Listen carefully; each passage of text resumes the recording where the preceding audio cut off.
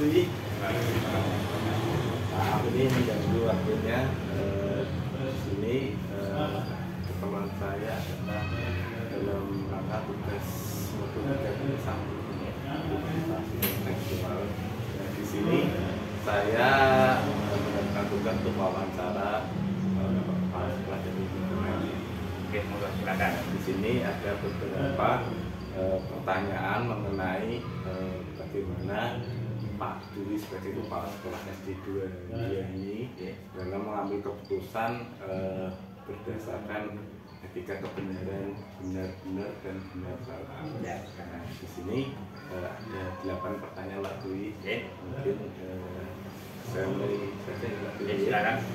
Untuk yang pertanyaan pertama, selama ini Pak Dwi sebagai kepala sekolah yang kita tahu Pak Dwi juga sebagai alumni Pembelajaran, bagaimana Pak Dwi dapat mengidentifikasi kasus-kasus yang merupakan dilema etika atau rujukan pengalaman?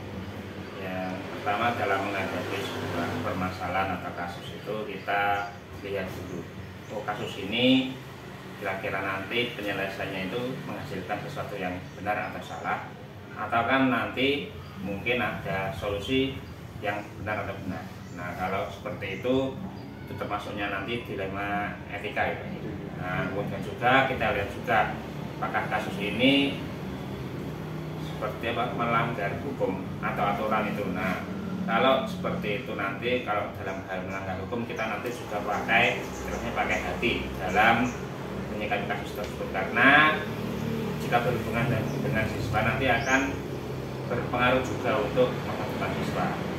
Ya kita dalam menyikapi suatu kasus itu kita telah dulu, kita lihat dulu solusinya bagaimana, baiknya bagaimana. Jadi dalam kasus ini, dalam pengambil keputusan ini maksudnya dilihat dulu kasusnya seperti itu. Ya.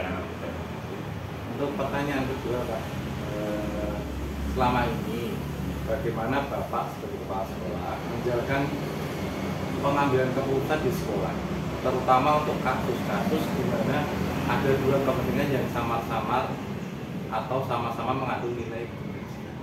Nah, dalam menyikapi adanya kasus dalam halnya ini, di sini saya sebagai yang dituakan di sini ada sebagai kepala sekolah itu, saya melakukan musyawarah dengan Bapak Ibu. Kita rapatkan, kita kupas bersama-sama masalahnya seperti apa. Kemudian juga saya juga menampung usulan dari Bapak Ibu guru, nanti ada masukan-masukan seperti apa, sehingga nanti kita punya wawasan yang lebih untuk menghadapi suatu kasus. Karena kalau kita hadapi sendiri, kita cari sendiri, nanti apa hasilnya tentu akan memuaskan untuk banyak. Berarti pada intinya adalah musyawarah. Ya betul. Pada teman-teman guru. Ya betul. Nah, untuk pertanyaan ketiga Pak, langkah-langkah atau prosedur seperti apa yang biasa Bapak lakukan dalam pengambilan keputusan ini Pak? Dalam pengambilan keputusan yang pertama, saya lihat dulu itu kasusnya itu melibatkan siapa saja. Nah, pelaku, ya istilahnya pelakunya siapa, ada korbannya siapa. Selanjutnya setelah itu saya telaah, saya ajak guru-guru untuk berunding tadi, bermusyawarah tadi. Ini kasusnya seperti ini. Nah, mungkin Bapak Ibu guru punya solusi atau punya usulan untuk menyelesaikan masalah dengan syarat yaitu yang istilahnya sama-sama menguntungkan untuk siswa, juga untuk pihak lain atau untuk sekolah. Sehingga kita harus berhati-hati dalam menyikapi sebuah kasus atau permasalahan. Seperti itu Pak. Nah, untuk pertanyaan selanjutnya Pak, di sini hal-hal apa saja yang selama ini Bapak anggap efektif dalam pengambilan keputusan pada kasus-kasus ini?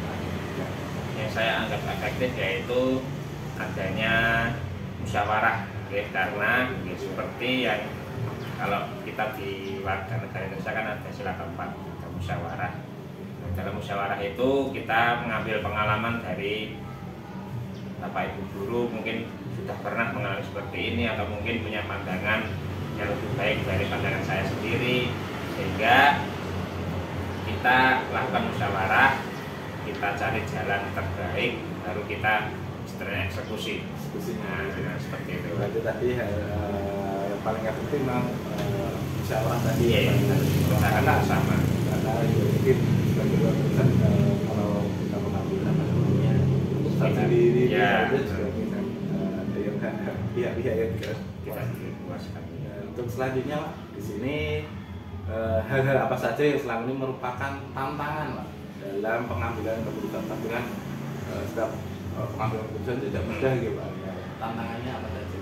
Tantangannya yang pertama itu mungkin dari lingkungan sekolah sendiri. Oke, karena tentu saja saya, Bapak Ibu guru itu punya saran atau usulan yang berbeda. Nah, jika ada mungkin yang istilahnya ngotot, nah harus seperti ini, nah itu mesti tetap ada. Nah itu termasuk sebuah tantangan untuk saya sendiri, kemudian juga mungkin yang melibatkan pihak luar, mungkin melibatkan orang tua atau masyarakat. Nah itu juga mesti apa? Istilahnya harus kita cari jalan yang terbaik agar sama-sama puas dengan penyelesaian masalah, karena tidak mudah untuk memecahkan masalah yang melibatkan banyak pihak. Nah, istilahnya ya, dalam kita bekerja pasti ada yang tidak senang, nah seperti itu. Nah, nah itu makanya kita pandai-pandai menyikapi, kita tata hati kita harus siap kalau misalnya dikritik atau diberikan saran yang mungkin keras, nah itu kita harus siap. Berarti memang Ya. karena lingkungan itu benar sensitif ya Pak, Ya. kita tidak bisa Apalagi melibatkan pihak-pihak luar, nah itu harus kita siapkan. Nah, di sini pertanyaan selanjutnya Pak, apakah Bapak memiliki sebuah jadwal tertentu Pak dalam menyelesaikan sebuah kasus, terus memiliki sebuah jadwal untuk menyelesaikannya, atau bentuk prosedur seperti apa yang Bapak cari? Kalau untuk jadwal menyelesaikan masalah itu saya tidak membuatnya, tetapi karena masalah itu kan tidak mesti ada setiap hari atau mungkin bisa kita prediksi ya. Nah makanya kalau ada masalah langsung kita gerak cepat, kita bahas bersama. Kalau misalnya waktunya masih agak longgar, kita bahas bersama. Kemudian misalnya kalau segera butuh penyelesaian, ya saya ambil keputusan, tapi dengan tetap mempertimbangkan banyak hal. Berarti intinya segera diselesaikan. Ya tergantung permasalahannya. Larut soal ini. Bukan pada saat cepat atau mungkin masih bisa diundur. Berarti sesuai kondisi. Ya sesuai kondisi. Pertanyaan berikutnya ya Pak, adakah seseorang atau faktor-faktor apa yang selama ini Bapak tidak bisa mempermudah atau membantu dalam pengambilan keputusan?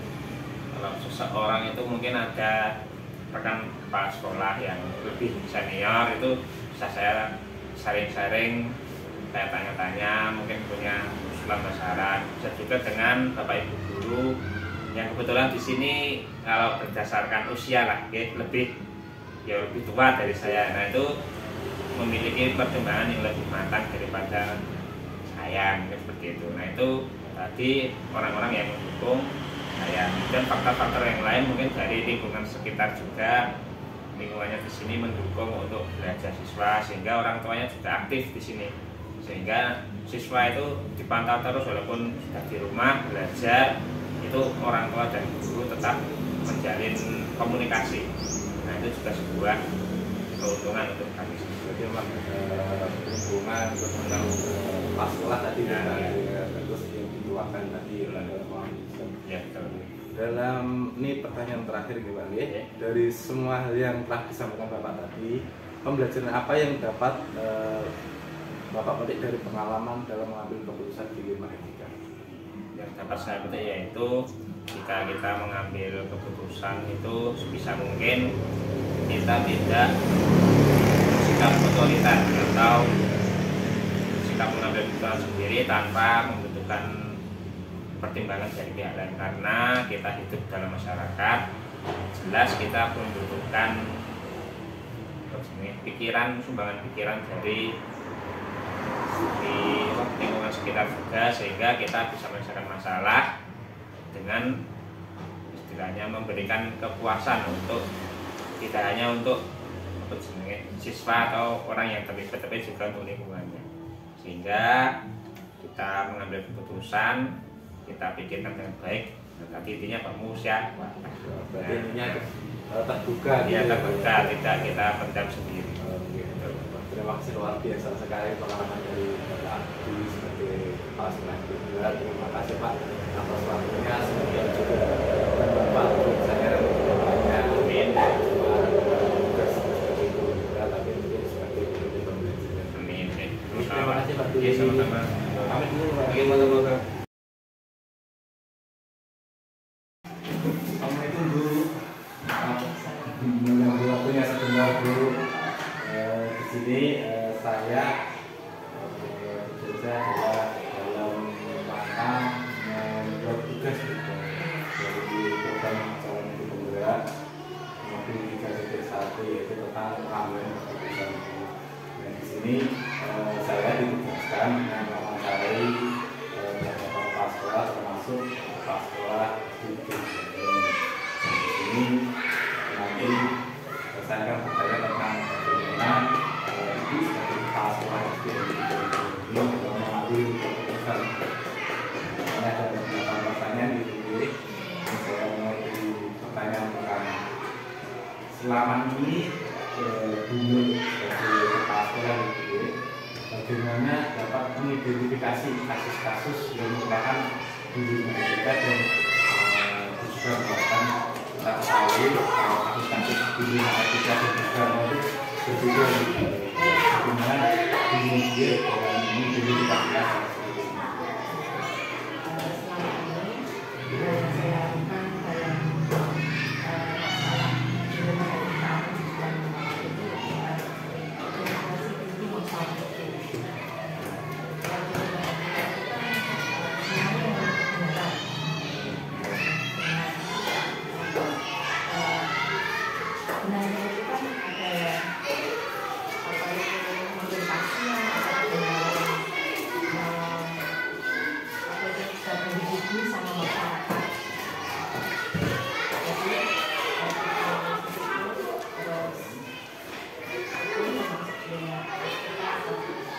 intinya maksudnya seperti itu. Untuk pertanyaan kedua Bu, selama ini di media sebagai pastor ya, bagaimana Ibu dalam menjalankan keputusan di sekolah? Nah, di sini ya, terutama untuk kasus di mana ada dua kepentingan yang sama-sama kan sebagai pastor tentu tidak betul ya. Kalau ada masalah itu kepentingannya yang sama-sama gitu. Gimana itu cara mengambil keputusannya? Dalam untuk mengambil keputusan yang dua-duanya itu sama-sama benar atau menyampaikan keputusan itu kita lihat dari masalah itu condongnya ibaratnya begini.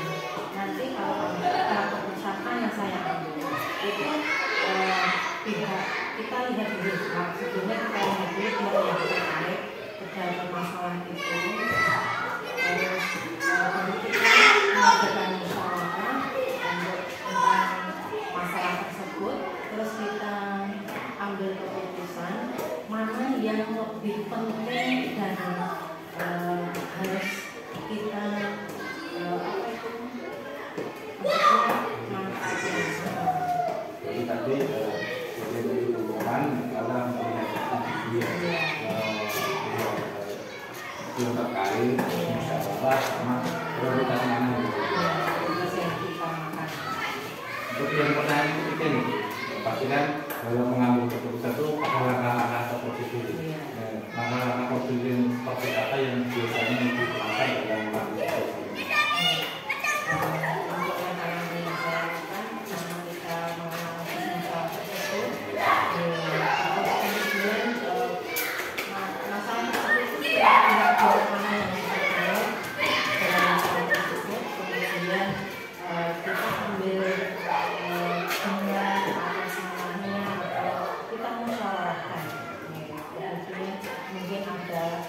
Masukan atau pendapat-pendapat dari Bu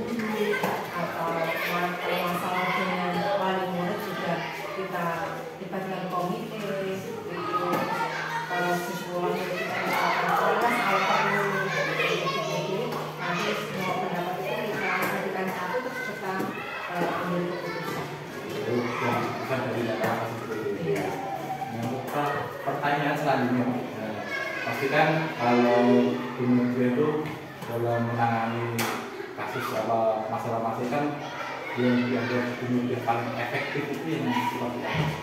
Dan pasti kan sudah banyak kasus yang sudah dialami, yang paling efektif itu yang bagaimana?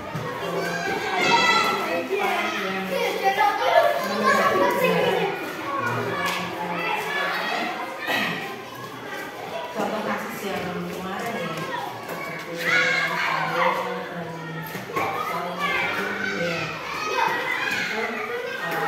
kita ambil yang sebenarnya jadi kita mengangkat anaknya dulu bisa melihat dengan jadi seperti itu baru kita ambil langkah yang waktu itu kok tidak bisa selesai nanti bisa kita melakukan langkah selanjutnya dengan memanggil orang tua atau kita mencari-cari anaknya kurang ibaratnya masuk dalam inklusi ya. Nanti bisa kita bisa memanggil guru yang berpakaian untuk kita inklusi itu kita jadikan ibaratnya narasumber atau kita selalu anak seperti itu masuk ke dukungan inklusi bagaimana terus langkah-langkahnya untuk menyelesaikan atau menangani anak yang seperti itu bagaimana. Jadi pas pertemuan dulu terus sama tidak ahli yang seperti itu. Nah, untuk pertanyaan selanjutnya pasti ya apa saja yang selama ini media itu dalam mengambil ini pasti banyak tantangan gitu. Jadi tantangan apa saja yang dihadapi? Jadi kayak tantangan yang selama ini saya hadapi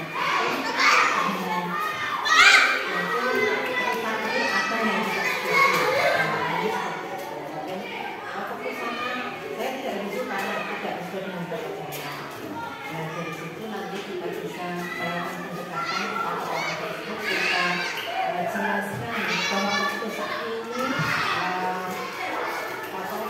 dengan diambilnya keputusan ini nanti tujuannya seperti apa. Ini tantangannya seperti yang kita setuju untuk pertanyaan berikutnya apakah itu mempunyai jadwal tertentu dalam menangani kasus dan untuk prosedurnya seperti apa? Kalau jadwal namanya kalau saya menangani kasus itu saya dari dalam diri saya itu harus segera selesaikan. Jadi masalah itu muncul langsung kita analisis masalahnya apapun terkait itu siapa saja dan kita musyawarahkan terhadap pihak-pihak yang terkait tadi terus kita cari jalan keluarnya. Jadi tidak ada jadwal. Jadi kalau masalah itu muncul langsung kita selesaikan. Sebenarnya ada masalah langsung selesaikan. Iya. Ini untuk pertanyaan selanjutnya Bu, adakah seseorang atau faktor yang selalu mempermudah membantu Ibu dalam mengambil keputusan dalam proses ini? Kalau orang yang bisa saya mungkin sharing ke pihak-pihak yang terkait, terutama kalau wali murid juga ada kerusakan masalah guru juga kita libatkan. Kalau misalnya di sekolahnya kita berhubungan dengan guru atau kalau kita bisa selesai ke pengawas atau kalau kita lebih lagi atau pengawas jawab yang bisa kita diajak diskusi. Ini untuk pertanyaan terakhir Ibu, dari semua yang sudah Ibu Novia sampaikan ini, pelajaran apa yang dapat Ibu Novia pasti atau pengalaman ini dalam mengambil keputusan? Jadi kan pasti dalam mengambil keputusan itu namanya kan minusnya gitu ya. Ini yang bisa diambil dari Ibu Novia.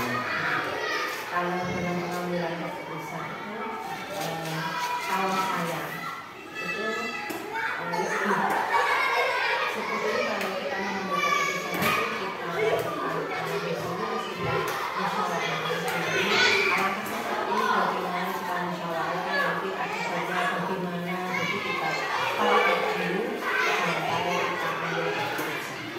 Jadi bagaimana musyawarah itu tidak waktunya, wawancaranya luar biasa. Semoga yang saya katakan ini bermanfaat untuk saya di dalam mengambil keputusan. Nah, saya kan sebetulnya masih muda sih, jadi kalau soal pengalaman mengambil keputusan itu masih terbiasa di sini. Terima kasih.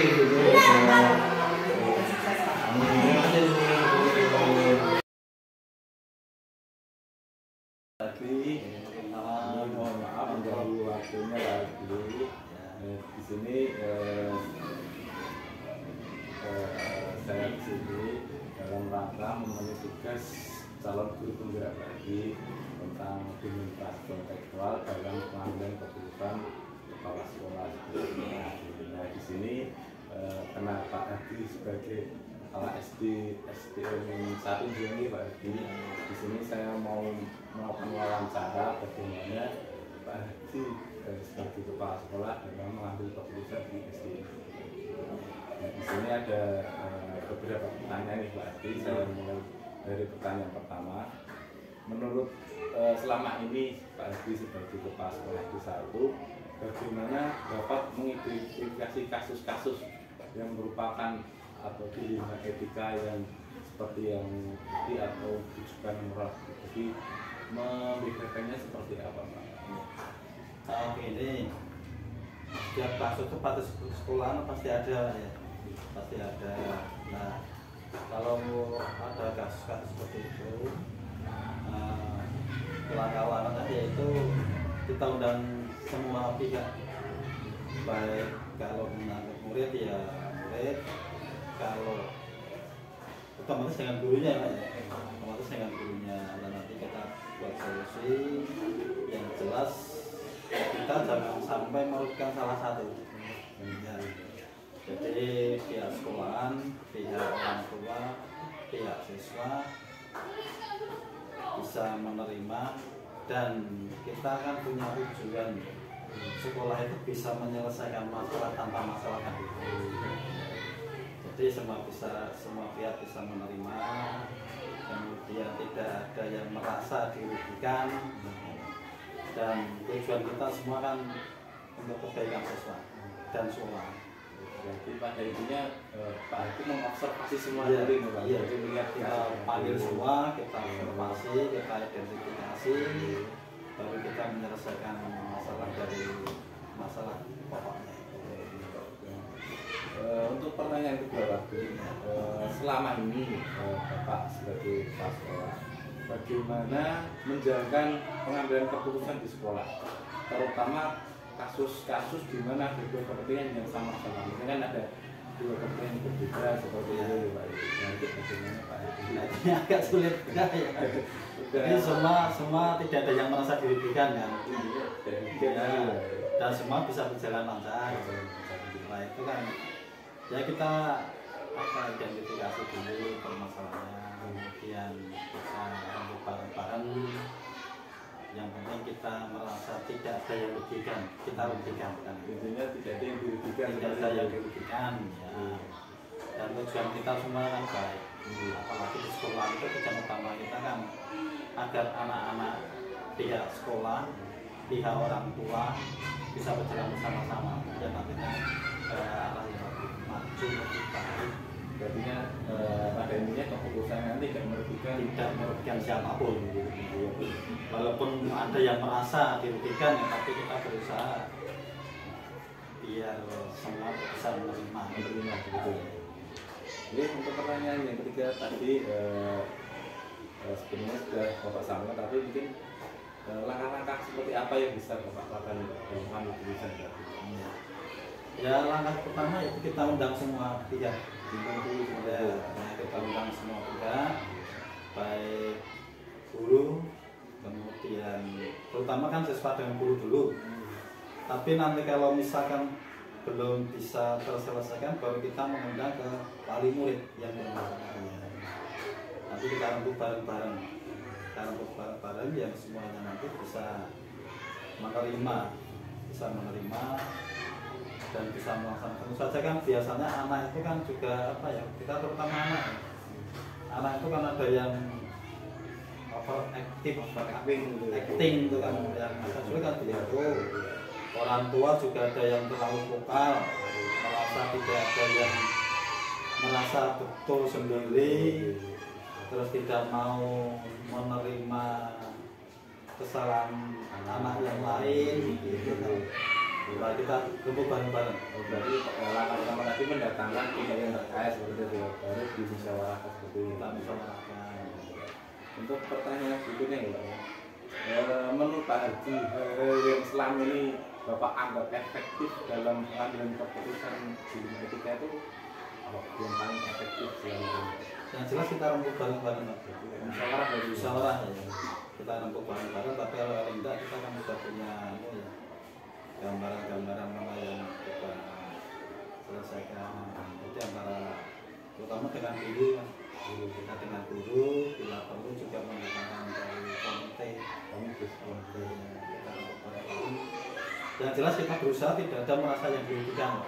Berarti pada intinya memang yang paling efektif itu musyawarah ya Pak. Musyawarah, kita musyawarahkan bersama. Terus untuk pertanyaan selanjutnya Pak, selama ini kan mesti ada tantangannya ya Pak dalam pengambilan keputusan. Kadang-kala kan Pak Hadi sebagai pengambil keputusan itu ada merasa yang mungkin lah. Nah, tantangan seperti apa yang Bapak rasa dalam pengambilan keputusan di bidang etika itu? Ya namanya manusiawi kan Pak. Jadi ada, walaupun kita sudah berusaha ya, kita sudah berusaha bisa menerima semua, tapi kan ada salah satu pihak yang mungkin merasa tidak puas dengan keputusan itu. Ya itu manusiawi ya. Manusiawi iya. Memang Iya. Tapi kita juga berusaha. Jadi semua pihak bisa menerima, tidak bisa apa, tidak ada yang merasa dirugikan. jadi tantangannya tadi berani Pak. Kita musyawarahkan. Itunya dari yang Ya, biasanya kan ada orang tua yang kalau kita ngomong orang tua biasanya kan ada yang agak vokal. Nah, untuk pertanyaan selanjutnya Pak, apakah Pak Haji dalam mengambil keputusan atau menanggapi sebuah masa itu memiliki sebuah jadwal tertentu Pak? Kalau itu enggak ya. Kalau itu pernah saya lakukan, tapi beberapa waktu duluan. Tapi sekarang kelihatannya kan permasalahan itu semakin kesini itu orang tua semakin bisa melihat. Ya ini juga faktoran ya, mungkin pengalaman dari orang tua, dari murid, dari guru. Kalau dulu itu kan ada masalah sedikit, kemudian muncul rame-rame, gitu kan. Sering juga ke sekolahan yang intinya itu merasa anaknya dirugikan, marah-marah seperti itu kan sering. Jadi intinya nih Pak Haji itu menyelesaikan masalah itu pada waktu masa itu ada gitu, tidak ada jadwal tertentu gitu. Iya. Nah, untuk pertanyaan berikutnya Pak, adakah seseorang atau faktor-faktor apa saja selama ini mempermudah atau membantu dalam pengambilan keputusan seseorang atau faktor apakah itu Pak? Yang jelas dari komite bisa. Komite ya? Komite saya kalau ada masalah berat saya undang, kemudian sebelumnya saya bicarakan dulu, kemudian pas hari H kita semua kita undang baru kita selesaikan masalahnya. Jadi memang komite itu memenangi dari orang tua wali itu ya, jadi memang jadi dari komite juga. Dan juga kita lihat. Dan untuk pertanyaan terakhir nih Pak, dari semua hal yang sudah disampaikan tadi pelajaran yang Bapak petik atau Bapak dapatkan dari selama dalam mengambil keputusan itu seperti apa? Itu yang jelas ini Pak, yang jelas itu semakin kesini dengan adanya itu permasalahan itu berkurang ya. Apalagi yang masalah berat-berat, apalagi yang katanya dengan siswa kalau dulu itu kan siswa satu dengan yang lain tukaran, orang tuanya ke sekolahan tidak terima, itu kan seperti hal yang biasa. Tapi semakin kesini dari orang tua juga sudah menyadari kalau ada masalah bahkan orang tua juga ada yang ke sekolah langsung, terus dia mengutarakan permasalahannya. Jadi orang tua semakin sadar, orang tua semakin sadar, kemudian ya kerjasama antara sekolah dengan pihak orang tua semakin terjalin dengan baik. Jadi masalah pasti ada. Tapi orang tua dengan sadar, dengan kemauan sendiri ke sekolah menemui saya, menemui guru kelasnya, mengutarakan masalahnya gini-gini, ada masalah sesuatu anak saya seperti ini, kemudian kita selesaikan bareng-bareng.